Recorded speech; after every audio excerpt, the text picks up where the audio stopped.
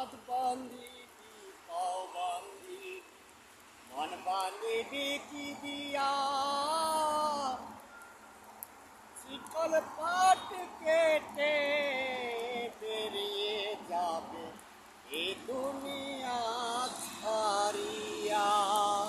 রইবে তুমি 3.5 হাত মাটির তলে, থাকবে যত্ন করিয়া। তোমার জন্য আসবে ভক্ত ছুটে ছুটে তোমার নগরে আসিয়া।